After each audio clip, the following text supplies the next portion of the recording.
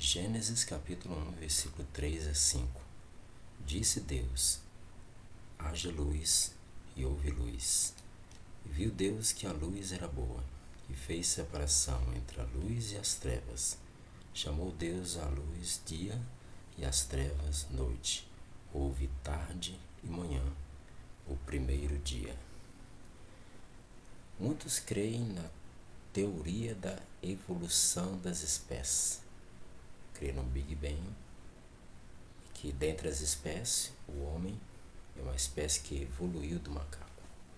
Mas aqueles que creem na Bíblia acreditarão no relato de Gênesis capítulo 1. Serão criacionistas e não evolucionistas. O próprio texto, o relato da criação em Gênesis capítulo 1, deixa claro que esses dias foram dias literais, de 24 horas. Observe que o texto diz que Deus fez separação entre a luz e as trevas. Ele chamou a luz dia e as trevas noite. Aí conclui o texto, o versículo conclui dizendo: houve tarde e manhã, o primeiro dia.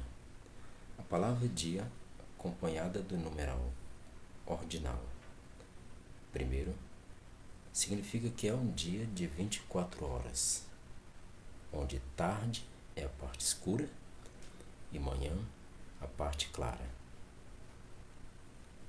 E começa a expressão houve tarde e manhã. O fato de tarde ser mencionado primeiro significa que o dia termina no pôr do sol e não meia-noite, e começa um novo dia. Então esses detalhes no texto deixa claro a evidência de que a criação foi em 6 dias literais. Jesus falou: não são 12 as horas do dia? Está lá em João 11.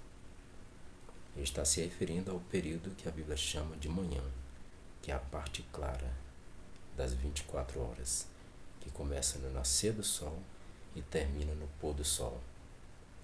E lá em Lucas 24 é mencionado a parte que a Bíblia chama de tarde, que é a parte escura, que vai do nascer do sol, do pôr do sol, ao nascer do sol. Então essa é a evidência de que os 6 dias, esse detalhe é a evidência de que os 6 dias da criação são literais.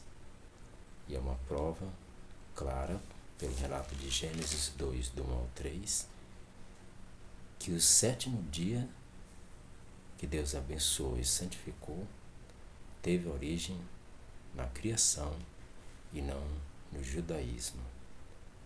Olha esse texto.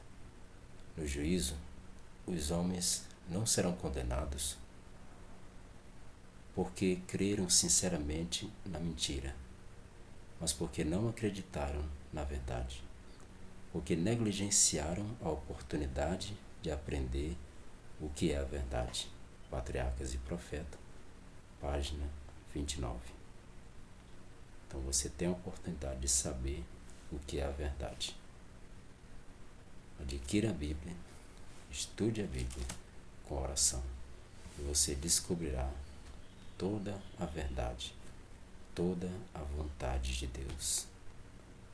E essa verdade é absoluta, não relativa.